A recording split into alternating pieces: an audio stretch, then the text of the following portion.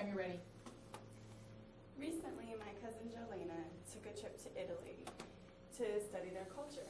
She got off the plane and, like many people, shuffled through her bag for her cell phone to call for her ride. Well, she dialed, only to discover that her phone doesn't work internationally like the salesperson said it would. This is the case for a lot of people.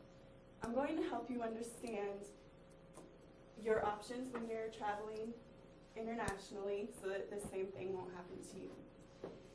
I used to sell cell phones for Sprint, Verizon, and AT&T, and I met a lot of misinformed people, just that have been told all the wrong things about their options, that they can just take their phone, and you can't. I heard a lot of stories about people getting off the plane and discovering that their phone couldn't work, and now they can't read the language, they can't speak the language, so they can't even ask anyone where they can make a phone call. So it's really, really important that you do your homework before you go, and I'm going to help you do that. So your choices are, you can either use your current phone and prepare it for international travel. You can buy an international cell phone and calling card when you get there, or you can use a new thing called VoIP. First, I'm going to talk about your current phone and what it needs to operate in another country.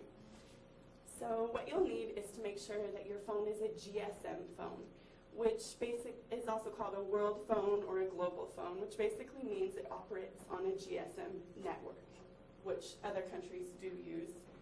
And a lot of times here in the US, a lot of them operate on CMDA network, which is a lot different.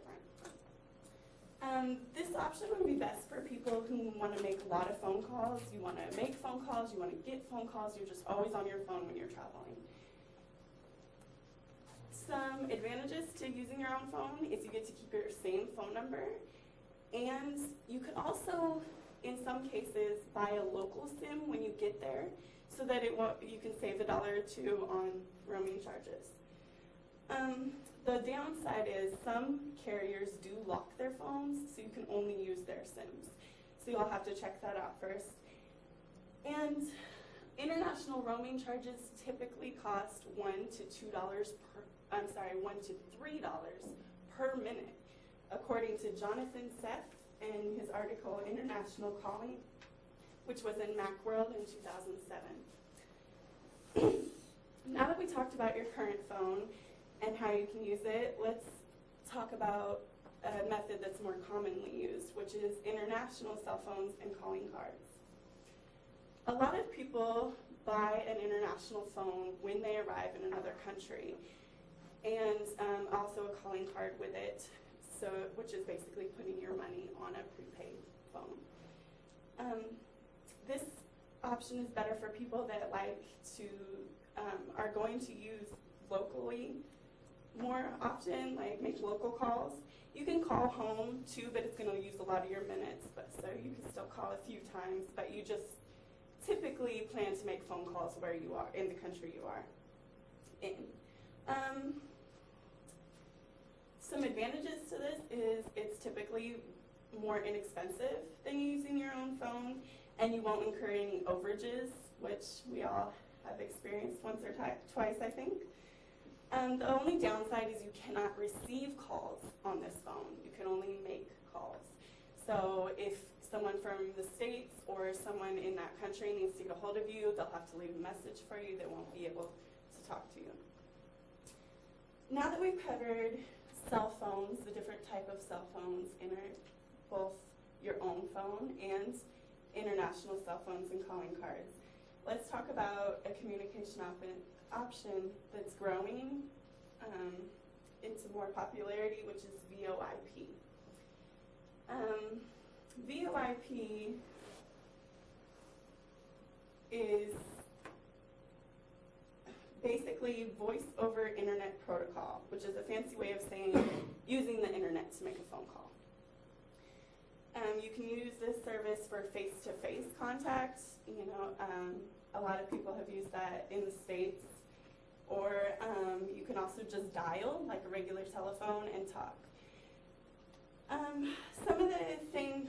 Some of the services that you can use is Skype, Google Voice, or VIPcheap.com. Those are pretty common.